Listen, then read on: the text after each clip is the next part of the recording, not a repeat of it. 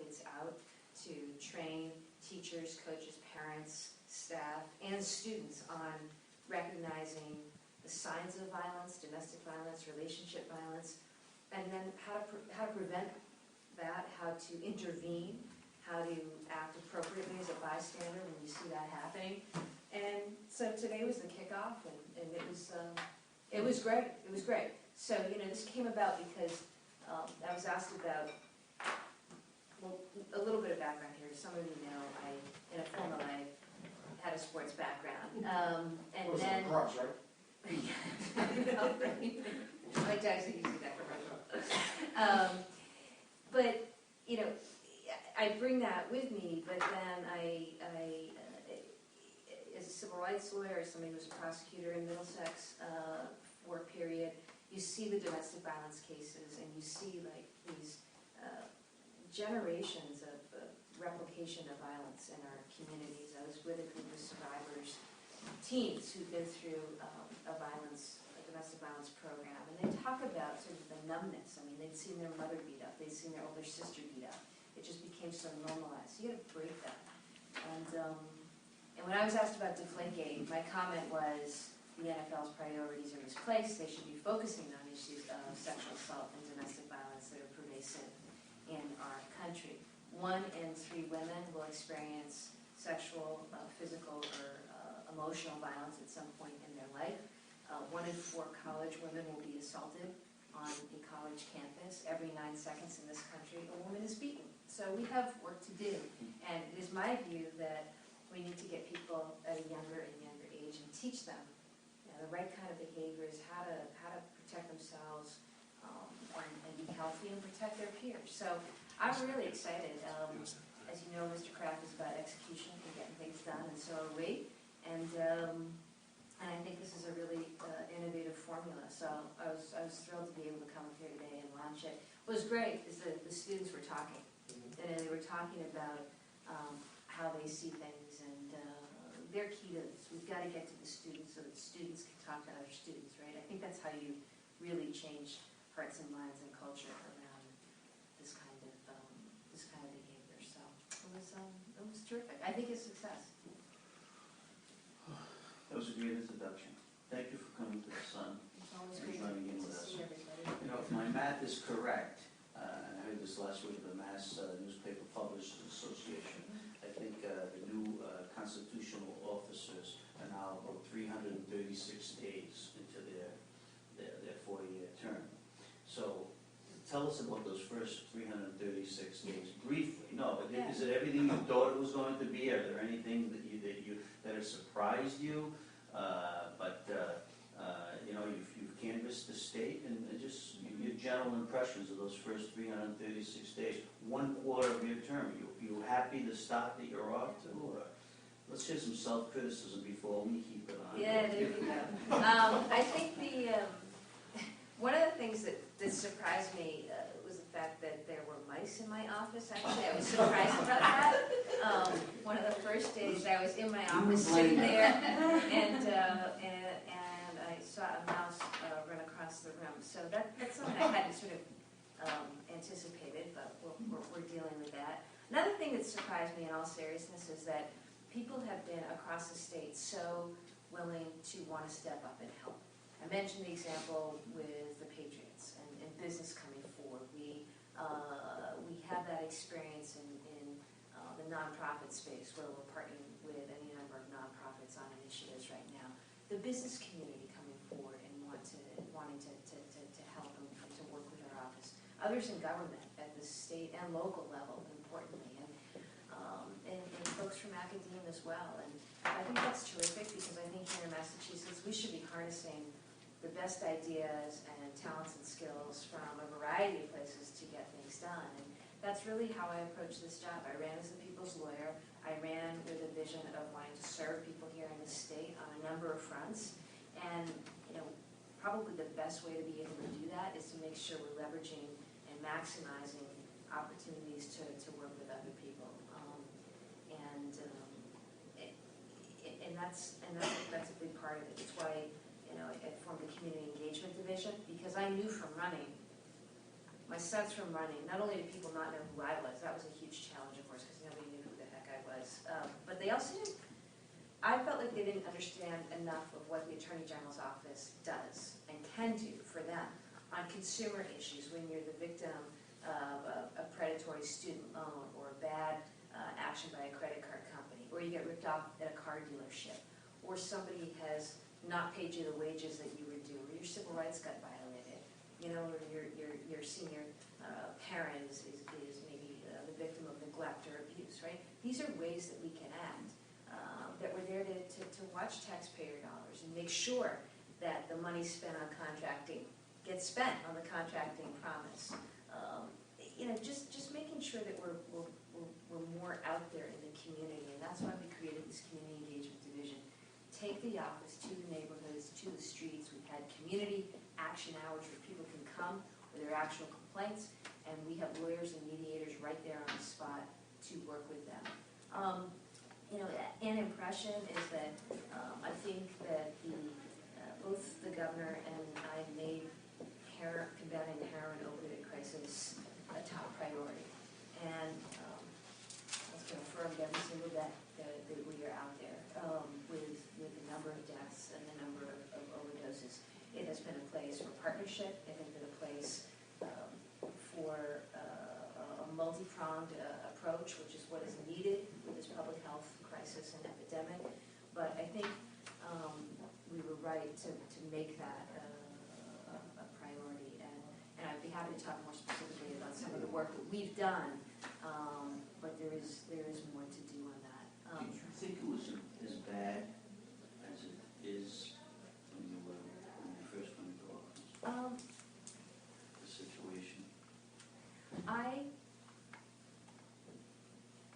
I have to say, to a certain extent, because no matter where I went, when I first set out to run, this is not something that I thought was going to consume so much focus and attention, but everywhere I went, every community that I was in, and I may be in a boardroom talking to a bunch of business leaders, or I may be out at a school talking to folks, it didn't matter, rural, urban, suburban.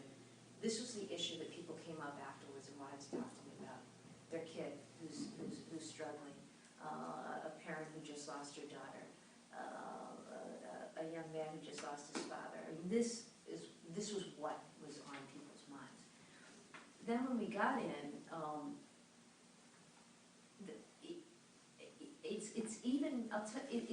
the consequence of this, the impact of this, is greater than I had imagined or understood. Right? I knew people were dying. I knew that the addiction rates were high, and the overdoses were high. But what I didn't fully appreciate is the consequences of that. What that means for first responders, which is why we worked really hard to strike the deal to get Narcan now accessible, was between $30 and $60 a dose. Now it's $20 thanks to the agreement that we struck with the maker. The impact on our community courts, and you know this from your coverage, you see what our community courts are experiencing day in and day out. We identified through some of our criminal investigations that we didn't have a crime to deal with trafficking of fentanyl, which is more deadly and more potent. Now I'm so pleased that we do have that law passed. But that hasn't taken effect yet, though, right? No, it takes effect in February, but it was signed. Yeah, no, but see, the Lowell cops last week issued a press release saying we just busted a guy with fentanyl, and we're busting him under the new law. But then they sent the press release 20 minutes later and said, oops, Yeah. it doesn't take effect. But I saw that. I read the story in your paper about that bust, and that's pretty reflective of what we're seeing. We're seeing fentanyl turn up more and more. So really glad we've got that on the books. So what's going to happen to him? Is he? Oh, well, he was charges arraigned, but they just couldn't arrest him on the new law, which carries stiffer penalties. That's right. and all He'll be that. charged with other things. Yeah. But you see the effect that it's having on our emergency rooms and hospitals. You see the effect that it's having on people who have had to leave work or quit their jobs altogether to stay home and take care and look after sick loved ones. So that, Jim, is something that I did not appreciate. The the scope and the far-ranging impact of this. Look at the number of kids who are now in DCF care custody as a result of this crisis. Those filings have gone up as a result. The number of grandparents raising grandchildren whose parents are heroin or opioid addicts. This is what we're seeing. So it must remain the top priority, and we're really focused on everything from looking at the marketing and sales practices of pharmaceutical companies, private prescribing practices and better prescribing practices, going after prescribers, doctors who are prescribing pills to people who are known to be addicted, who fail drug screens, who are on other medications. We've done a number of those cases, and we will continue to do that. Working with insurance companies on issues of parity, making sure that people get coverage for access to behavioral health, mental health services, so important. And most important, educating and intervening, particularly with young people, so that they understand the world that we're in right now and the danger that they're up against. Do you feel that this epidemic has reached its zenith, or is it still going to get worse before it gets better? Well, I don't know the answer to that. I'll tell you this, though. We are 5% of the world's population, but we consume 80% of the world's opioid supply. That has not changed. We're still consuming 80% of the world's opioid supply, which is why I think prescribing limitations, offering alternatives to pain medication other than opioids is really important. I say that because 4 out of 5 of our heroin users here in the States started with pills. Right. Some come by them legally through prescription. Some of them come through that illegally because a lot of pills are diverted out into the black market, or people break into people's homes and take it out of their medicine cabinet. So I get real concerned that we haven't seen the zenith by any stretch, given the prevalence and the amount of pills that are still out there, that are still being prescribed, and the problem that we have around the ease with which heroin seems to be coming into the country, the fact that now drug cartels have figured out a way to manufacture fentanyl, which is new, and incredibly dangerous and potent. I don't think we've seen the zenith of this. So we've got a lot more work to do, and it's something that I talk about with my colleagues. I was down presenting a few weeks ago in New York. We brought together Northeast law enforcement on this issue because it is really important that we work across state lines, cross borders, on issues of combating the drug trafficking in particular.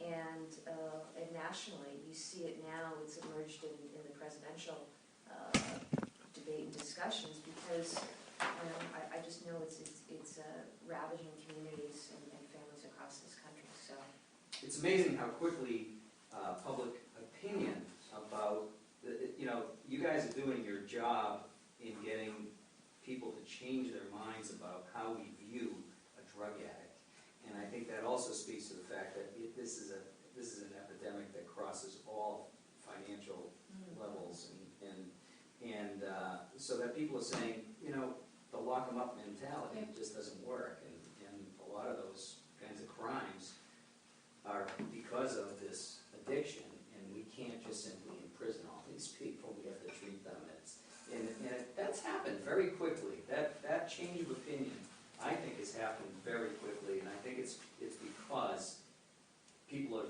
hearing their neighbor. It's not someone in the acre or in the bad parts of our communities. It's everywhere. And look, I appreciate the fact that newspapers have really done an amazing job of telling the personal stories of this epidemic, really putting a face on that. That's important for a couple of reasons. One, so that people wake up and realize what is going on out there and take better care of themselves, ask more questions too when they go to the dentist or the doctors, not be afraid to push back. But also that families and those who have loved ones with addiction issues feel comfortable coming forward. Destigmatizing this is so important, and if anything comes out of this horrific crisis as a silver lining, I hope it is that we as a state, we as a country, have a different approach when it comes to mental health and substance use. We don't like to talk about it. We don't like to deal with it on some level. There are different, it's just not the case that treatment for diabetes or heart disease is the same as it is when it comes to treatment for mental health issues or substance use. And we see with this and through this that there is a shift in the lens. I think it's really important. From a law enforcement perspective, it's where we need to be, because unless and until people get the help they need and are on a path, you will continue to see things and behaviors just replicate themselves. One of the greatest things I hear about when I spend time, and we spend a lot of time in our office with people who are directly impacted by this issue. And when I visit homes and treatment centers and talk with addicts and those in recovery, the issue of housing always comes up. The lack of stable, secure housing, and how the lack of that kind of housing sets them up for failure in some sense. There's a lot of components, a lot of pieces to this. But again, I just credit the coverage on this because I think it's really important in destigmatizing and making more people feel comfortable coming forward, talking about addiction, and hopefully getting better access to services and treatment. So with the pending legislation, now when the governor came out, and did he discuss with you about having the, was it 72-hour prescription approach where, no one could get another prescription without going back to either their primary care physician or that same physician? The drug companies and the doctors, the medical group, they were upset about it. There was the commitment part of that too. Yeah. So where does that stand now, and how strong are you on that 72 hours and the commitment? Well, just a couple comments for context. This is an area where I believe aggressive action is necessary. I stand with the governor on that. He and I and our teams have worked very closely on this issue. We participated in a working group over the course of the last year, and I share with him the view that we need to be thinking outside of the box, and we need to be thinking aggressively in terms of our approach. I think that there were really some terrific recommendations that came out of the working group, and a lot of public hearing and testimony. And what is before the legislature right now, there are a lot of terrific proposals and ideas. When it comes to prescribing practices and limitations, both he and I have spoken with the medical profession and Mass Medical Society about the issue. I am heartened that they are willing to engage in this right now and have moved from maybe an initial position of questioning whether that was a sound approach to offering up ideas about what would make sense. In terms of the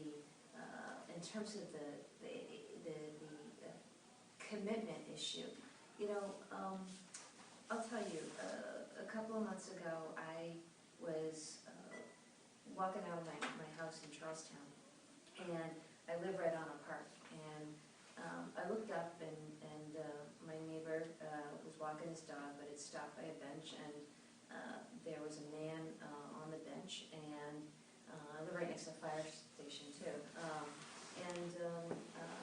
he was using and was nodding off, and I ended up sort of walking out at the same time as the firefighters, and we got up to him, and they tended to him, but I noticed he was wearing hospital scrubs. He had just gotten out of a hospital the day before, having OD'd the day before.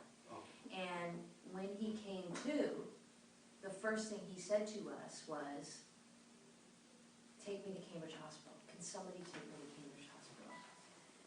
So what that says to me, and that's not an unfamiliar scenario or story, is that we need to find ways to help people facilitate access to treatment and care. And I think that's the intention, that's the purpose there.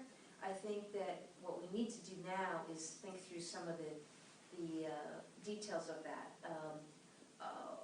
Are there enough beds? Are there enough services and programs? Because we don't put stuff in the hospital, but is there a way to intervene to give somebody an opportunity to access some treatment and some care? Because people are dying. We're losing 5 people a day dying to this. Anybody And put a it's- price tag on the cost of treating this problem sufficiently, correctly? Has anyone put a price tag on that? Not that I'm aware of, but the cost of not addressing this crisis is really unthinkable. You know, I mean, the consequence of not doing what we need to do for those families, for future generations, for anybody who's got a young person in middle school right now, I can't imagine the cost of not doing everything we need to do to address this crisis. So our office, we will continue, as I say, we're looking at prescribing practices, we're looking at marketing practices by pharmaceutical companies, we're looking at training on things like the Good Samaritan law, working on getting Narcan available more easily and at a more cost-effective rate to our first responders, working with the insurance sector on issues of accessing services and coverage there, and educating, getting into and before young people on this. We will continue to work with the governor and his administration, the legislature. It is my hope, my strong hope, that we see legislation passed immediately come January on this. It is beyond urgent. I mean, we've made a lot of great strides in pain management, people who really need it, but it seems that pain management is out of control. Well, there aren't enough restrictions on it, because we've been fighting the war on drugs, just like the war on poverty, and it's a vicious cycle. Now we're getting into the treatment area, which is probably long overdue. But you see this just building?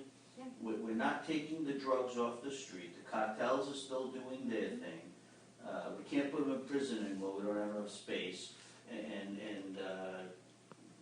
millions and millions of opioids are dispensed in Massachusetts every year. 250 prescriptions, right? 250 million prescriptions. It's here, you know. But here's what's happened, and it's amazing. We're now at a point where you see advertisements for constipation caused by consumption of opioids, right? So, but look, you want to go back. You go back to 98 and 99, and you go back and you understand there that what came into play was the creation of pain as the 5th vital sign. It is why when we go into the doctor's office, we're asked on a scale of 1 to 10 what our pain level is. And of course, then prescribers, doctors, hospitals then became evaluated on how they did in providing comfort to patients, and were dinged if they received bad marks on that. So the system almost incented the prescribing and delivery of these medications. Remember, Purdue Pharma, when they came out with Oxy, marketed it as non-addictive. Marketed OxyContin as non-addictive. And from that time, you saw an exponential rise and a proliferation of prescribing of opioids. Now, access to pain medication is valuable, is necessary. I've had loved ones and family members in hospice. I am not looking to deny anyone's access to needed pain medication, but I'm sick and tired of the stories of people going in for routine procedures, routine root canals, routine surgeries, and being sent home with a whole bunch of unnecessary medication, right? My wife got some dental work done. They gave her, she didn't take one, she flushed them down the toilet. So there's all this talk about overprescription. The superintendent of police will sat in that chair a while ago and said, yeah, we know some local doctors that we're taking a look at. But to my knowledge, law enforcement has not moved against one doctor in Great Hall. Have there been any moves against, overzealous doctors throughout the state? And wouldn't that be a way to send a message to bust a couple of doctors? We actually have done quite a few of these cases already. We, in fact, just did one the other day. And, if you look at... When you say, what did you do? Did you bring charges against Oh, someone? yeah. We've done, Emily can get you the exact specifics and the exact numbers, but I'll tell you, you look at our Medicaid rolls and expenses, and you can identify the top prescribers in our Medicaid system. And we, just the other day, we got the person who's number 2 in the state on opioid prescriptions, according to the Medicaid rolls. What was that? And it turned out, Ludlow. But, it turned out that, or at least our investigation revealed, as we alleged, that he was prescribing to patients who were known drug addicts, who were failing drug screens, and who presented with problems.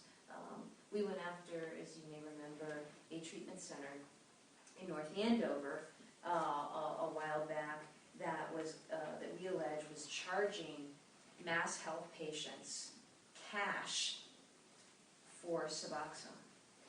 Now, the Suboxone that they're supposed to be receiving is according to a regimen, and they get it under Mass Health. What this center, we allege, was doing was charging these patients cash and not processing it through Mass Health. And a concern we have is then, because we know that Suboxone is also trafficked.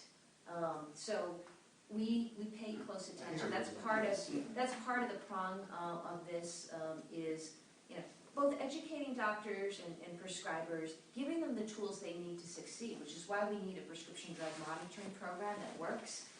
But it's also making sure that for those doctors, and they're certainly the minority, but any provider that is out there that is engaging in negligent or criminal or unlawful prescribing practices, we'll hold them accountable. Who in your view plays a bigger role in this crisis, the doctors or the heroin cartels who've managed to, make a product now that's really cheap and prevalent and available on the street? Well, I think that there are a lot of things that have led us to this point. I certainly think that we saw with the pharmaceutical industry real problems with the marketing and sale of opioids, and I think we are paying a terrible price for that now. I also think that the drug cartels are sophisticated, and the amount of heroin and fentanyl that they are pumping into our communities is devastating, and we need to be operating and acting on all fronts. And doctors have, I think it's easy to blame the doctors sometimes, but the doctors, are challenged by patients and consumers that want ready access to medication. I think we're a pill-happy culture here in this country. I think people want the quick fix. They don't always want to do the physical therapy. Busy lives. Give me the pill. And it's certainly what we see on TV. If anybody watches TV, you can't get through a segment without a pharmaceutical advertisement. And so I think that we're all responsible, which is why I think that to the extent this has brought about more awareness and education about the questions that need to be asked from a prescribing perspective, some of the basics. I'm treating you, let me understand your whole medical history, because I want to understand who you've seen for other doctors, what you've received for other prescriptions, and when. And I want to know, do you have a kid at home who's an addict? Do you have somebody in your family who's in recovery? You yourself? Have you had addiction issues in the past? Are you in recovery? These, I think, are some basic common sense things that won't take care of everything, but are a piece of it. And then absolutely everything we need to do everything we can to address the illegal drug trafficking by the cartels. This whole thing has opened up so many different tentacles, and I recently heard from a friend of a couple who were in the suburbs. Their daughter, class valedictorian, went away to college, okay? Never been involved in drugs, and she died of an overdose, but she came home. By the time the parents found out that she was addicted to heroin, it was too late, and now they're considering, you might have even heard of this case, I don't know. What's the family's name? Do you know? Well, Or the daughter, what, did they she- go to, they're from Rochester. Yeah. Yes. yeah, So you're aware of this I case? know, I met The the HIPAA couple. rule, and that's what they're saying, because the daughter had been hospitalized at the campus, and they knew that she was a drug user, or using drugs, and yet they wouldn't tell the parents, so they were astounded when they found out that the daughter was dead. You know, And she had the tracks all up her arm and everything, and they're saying, you know, I guess they turned to a couple of people in the legislature to say, could they talk about the rule that I talked with someone who was representing them, I haven't met with them, but they live here in this building. They live here in this building.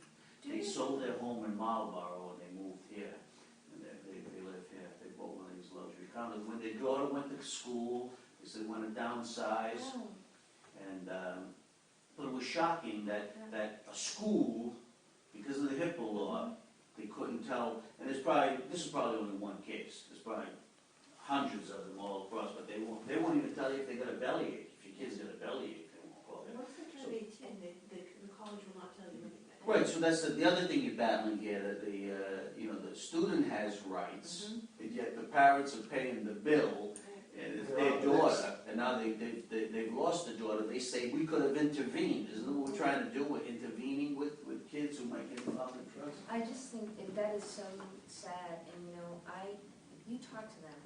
I met Talk them. to the person who might be representing. Okay, because I believe, a couple weeks ago I was at the JFK Library for a forum, and they came to it.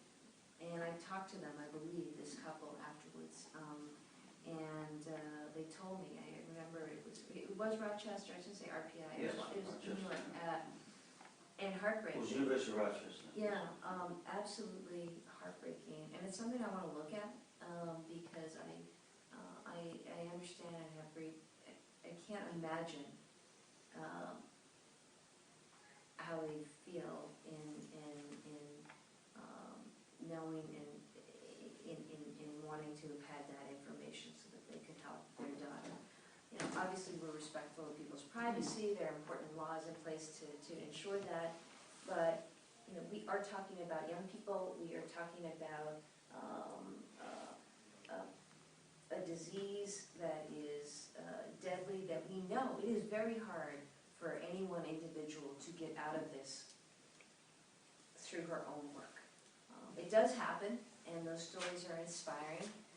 One of the things we did not too long ago was we did a social media campaign. We asked everybody to share their recovery stories, and the videos we got, it was so amazing, because I want people to feel like there's hope, like there's a path.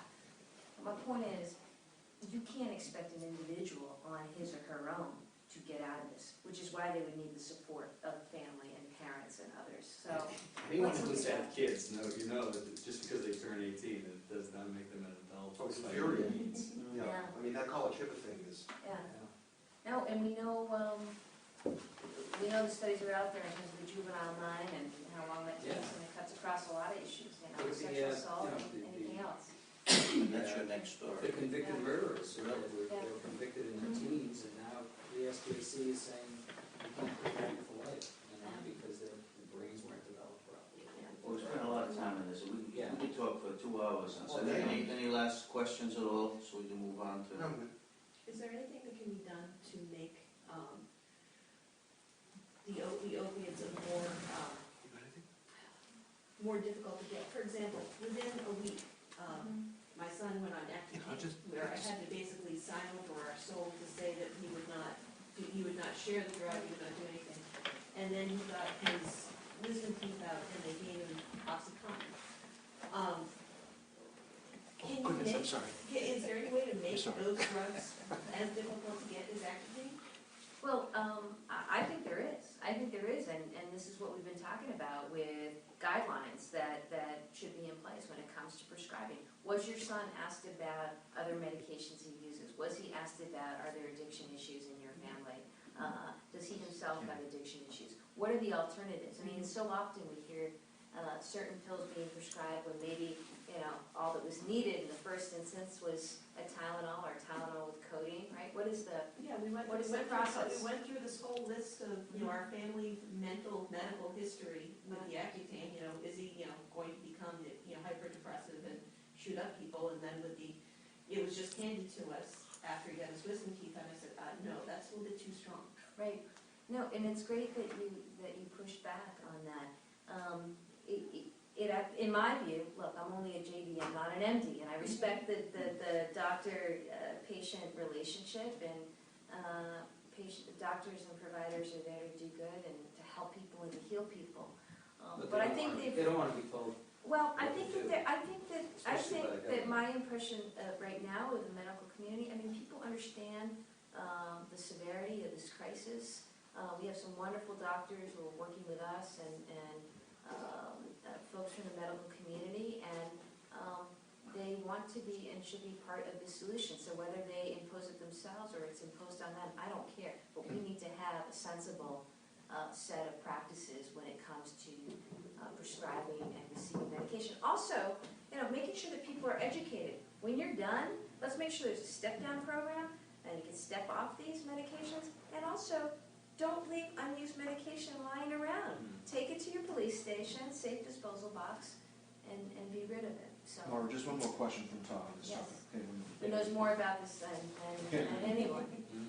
Speaking with the low doctor that you handle, so I'm just curious in cases like that, what are the charges that are brought against the doctor? How often do they serve any kind of time, or settlements to Well, lose their license? And it all depends, and I won't speak to the specifics of that one because it is under investigation. But, as a general matter, there are civil charges we can bring, there are criminal charges that we can bring. What's most important to me is that we stop bad practice immediately. If there's bad practice going on, let's stop it right now. We also have to think about the patients and others who are within that doctor's orbit. And we've actually worked, when we've gone after doctors in this situation, we've worked with the Department of Public Health to make sure that those patients who were seeing that doctor have access to the care and treatment that they need. So there are there's a range of civil and criminal charges that we can bring. Emily, I bet, can give you the whole list of them, and including the past ones too, that we can talk more So about. the governor, yourself, and a lot of other state leaders are on the same page with this. So when is the legislature going to pass the legislation? It's my hope that we see it right out of the gate come January. Look, there are so many people in the legislature who've done some really thoughtful work on this. There are a lot of great ideas, and it is my hope, and we'll certainly work to be a part of coalescing around a set of proposals that make sense. But I hope that this is the first thing addressed when things start up again in January. Thank you. All right, now if we can move on to the gas pipeline study. Kinder Morgan. Yeah. Todd's an expert on that. Well, yeah, he's been covering that. So what was the genesis or the reason behind the study in the first place? Great. Was it a legal issue? Was there, okay. What is it? So let me give you a little bit of context. One of the hats that we wear as the Attorney General's office is to protect ratepayers. We're the ratepayer advocate. So you see that sometimes in the insurance context where we may take issue with proposed rate hikes by insurers. In the utilities context, you see that we are the ones who are there scouring the proposed rate filings of utility companies, making sure that they're not passing on excessive costs to ratepayers. And we actually have a formal role in representing consumers, ratepayers. They are individuals, they're also the businesses that pay the bills before the Department of Public Utilities, right, that gets to approve proposed rate hikes. Now, the other piece of this is that I think we're at a really interesting time here in the state when it comes to the discussion about energy. One thing I heard a lot about during the course of the campaign was the high cost of energy and what that imposes, what that creates, how that burdens individuals, but also our businesses. We live in a very costly part of the nation because we have cold winters and hot summers, and energy prices are higher here. So knowing that, we're at a place right now where we need to think about what's available for energy sources out there, and let's harness everything that we can. I am somebody who believes in a diverse portfolio. As we move away from fossil fuels, because you see, fossil fuels being reduced across the country, as we move away, which I think is important, because I do think that climate issues are serious. I think there are economic consequences for climate issues, but I think that there's been a lot of consensus in this region as we think about things like solar and wind and hydro and natural gas. How do we best harness all of that? So this has been an important discussion before the legislature. There are a lot of bills out there on that. The governor's got some ideas as well. I know he's pushing the hydro solution, among other things. I just thought it would be helpful, wearing the hat as ratepayer advocate, to understand when it comes to our energy needs, let's have a look at what we actually need to keep the lights on. So our study is in some ways limited, but it was for the purpose of this: electric reliability. What does that mean? It means, what do you need for energy to keep the lights on, over the next 20, 25 years, right? So it's just a slice of this. It's just, what do you need? And I wanted it to be independent. We had the analysis group do it. The Bar Foundation paid for it, but the analysis group regularly does work for ISO New England and is very conversant in this space. They set out and studied this issue. We also had a stakeholder advisory group, which included utility companies and a lot of the distribution companies, and just a real mix there to advise on and to look at how the study was going to be conducted. And we came out with it, as you know, a few weeks ago. Here's what the study showed. And we went into it not with no prejudgment or expectation of how this was going to turn out. But what it showed is that for purposes of keeping the lights on for the next, however many years, 25 years, was what we decided to look at and model, that there are a few ways to do that. First, it's not the case that for purposes of keeping the lights on that we need more gas pipelines. For purposes of keeping the lights on, electric reliability, that's not necessary. There's going to be a very small amount of time when we need extra energy to be able to do that, but we can make up for that in some other ways. And what the study showed is that the best way to do that in terms of saving ratepayer money, because we're talking about investments. Understand, like, when this stuff gets built out, the question we ask is, who's going to pay for it? Who's it going to benefit? And how, what's the effect of that going to be? And I just think that before we have pipeline companies, by the way, it's not just Kinder Morgan. There are 5 pipeline proposals right now in the state. And where we come from is just to say, first of all, you shouldn't just look at one in isolation. Don't look at just Kinder Morgan in isolation. We should be looking at all of the proposals and then looking at that in the context of all the other kinds of energy forms we got out there: solar, wind, demand response, energy efficiency, natural gas, right? But what we're saying is that before you invest ratepayer dollars, which we will pay for, which will be passed on to us, let's understand what we're going to benefit from, what we're going to gain. And for purposes of keeping the lights on, there is not a case to be made that it's not justified to build more pipeline. It's just a data point, but it's a data point in the discussion. That's all. And as I say, I think we're at a really critical crossroads here in the state.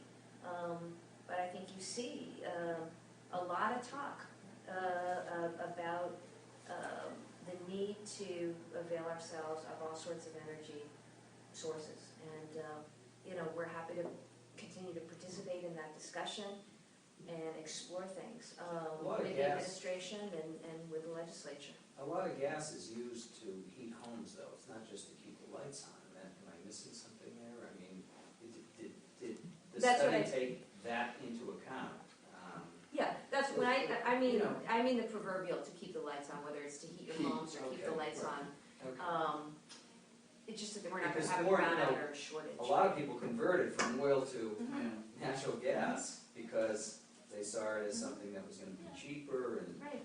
and now we're, we're Natural gas hasn't been a experiencing bargain though in the past couple of No. years that it was originally. this- No, because of lack of Well, capacity. but I Lack of think- capacity. Well, but I think that part of, look, I have a maybe simplistic mindset about this. I happen to believe that a diverse portfolio is better for the marketplace and consumers. I think that right now, gas has gone down. Oil's gone, gas has been lower, right? And that's when we've seen an increase in gas in the market, which, maybe it is good when you think about some of the issues around climate change and fossil fuels. But do you want it to be so heavily weighted such that when the market turns and the prices of natural gas go way up, we're stuck with, this majority fuel source? So I think that's why you see a lot of people, the legislature, the administration, our office, talking about, well, what are the different alternatives that we should take advantage of right now? Because, I think the discussion about, there may be, I want to be clear about this, there may be a need for more gas, right? And there may be, but there are a lot of different ways to take advantage of that. We've got a lot of different proposals. We've got gas that can come in on ships. We've got gas that can come in through trucks.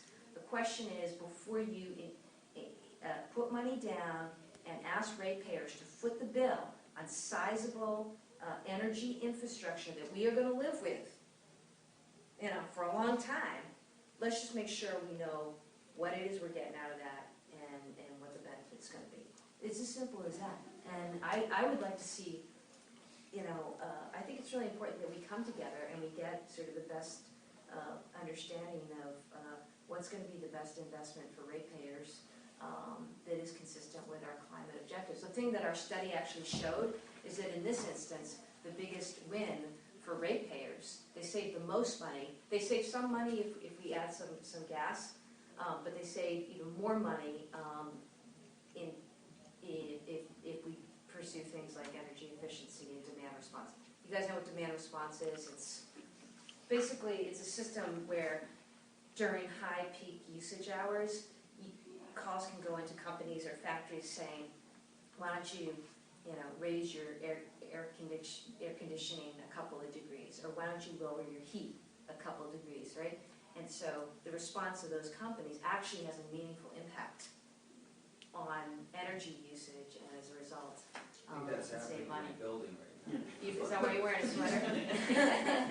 Now, did your study take into account the closing of Pilgrim? Yes, it did. And in fact, we were doing the study and then Pilgrim closed. And it was really important in our view that we factor Pilgrim into that. What about Vermont? Does Massachusetts get power from the nuclear power plant in southern Vermont that's closing too? That's decommissioned. Yeah. Right now it's going through decommissioning. I don't know the exact, I don't know the exact state of play on that. Okay, This is the only thing that bothers me. We all want to save the planet, and we're all looking for this portfolio that's going to be the right fit for Massachusetts. Yet in the capitalist system and the marketplace, and I'm not defending Kinder Morgan on these 5 proposals, they're ready to go, okay? And yet we're coming up with studies, well, wait, that might not be the best solution to go. So we're going to wait for Cape Wind turbine power that hasn't... Turbine power? Well, Cape Wind and turbines and everything else. And I've been out to Washington State twice in the last 2 years. And the mountains are just, the landscape is just these huge turbines that they don't even run them anymore because there's overcapacity now. Because they don't even run them, so they ruin the landscape out there. And There are vineyards out there now. yeah, well, no, they're on top of things. But my point is, I mean, they're ready to go. They say, okay, hey, we want to invest. We want to do this. And if I'm a ratepayer, I could put solar around my house right now if I wanted to. But it So would be a lot of money it would be a lot of money, to and the put return that would out there. I've I've been got dead into before I a get a contract. return on I've investment. got into a contract where I'm partnering with the solar company to put, I'm not buying the panels, they're putting them on my house and then they're giving me Right. they've been on my property for 90 days and I'm still not connected because we're waiting for National Grid to let it happen, you know?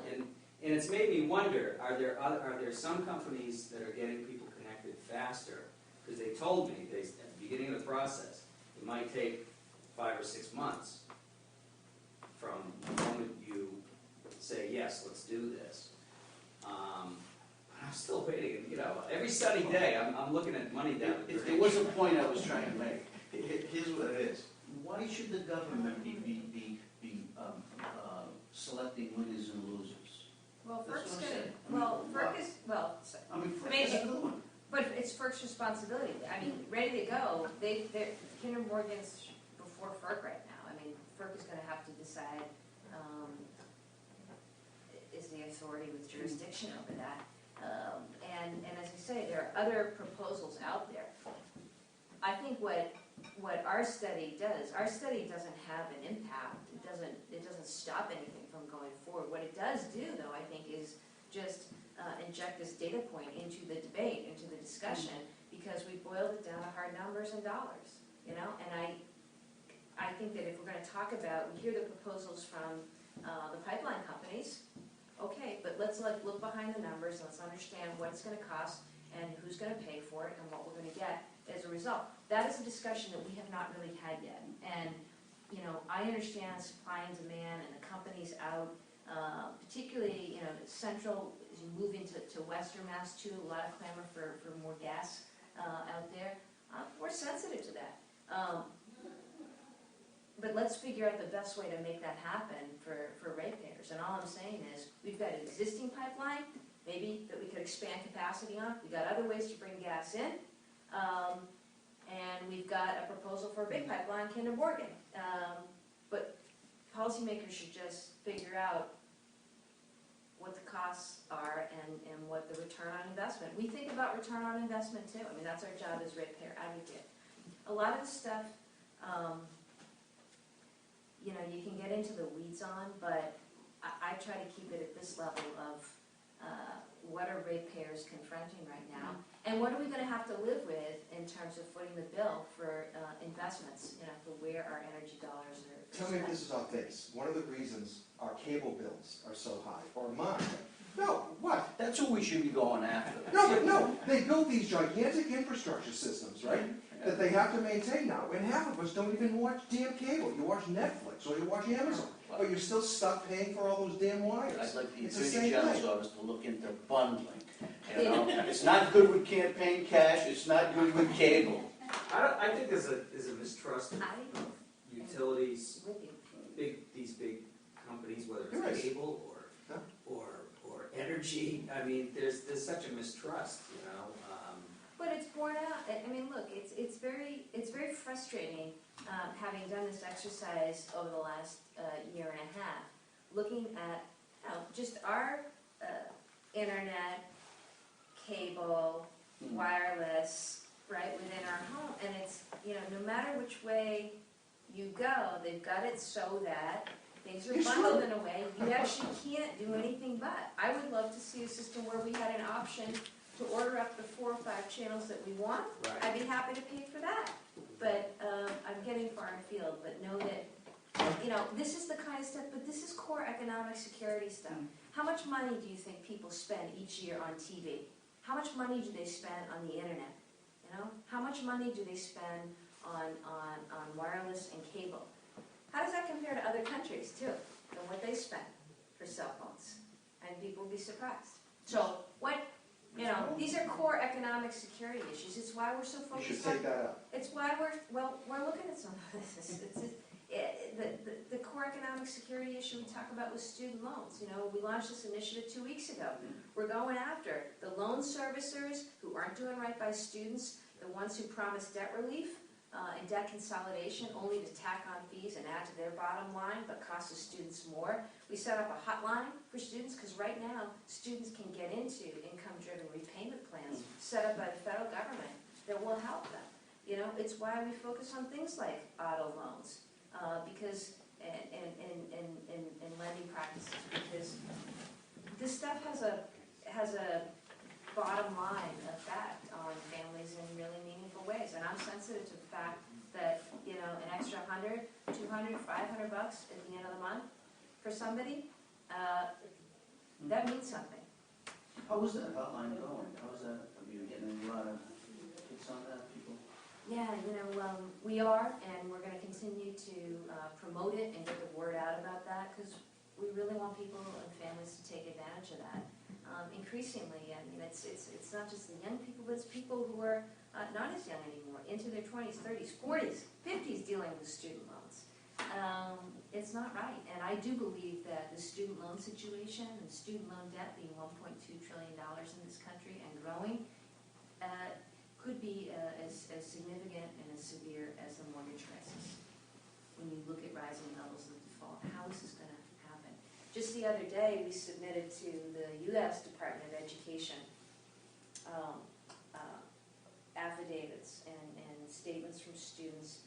We put together a package on behalf of Massachusetts students who got ripped off by Corinthian, a predatory for-profit college. And we've said to the federal government, look, these students were wrong. They were duped into signing up for this school that didn't give them an education, wasn't you know, the real deal. And these for-profit schools, some of them really, really predatory, bad practices. Right now, the U.S. federal government, the company's gone bankrupt, so it's hard to collect from them on behalf of consumers and students. But the federal government can discharge those loans right now. Really? Yeah, and we've said, here, we're making the case. Here are the students, here's all their information. We just sent it on down to the U.S. Department of Education, and I hope that they'll take a look at that and respect the investigation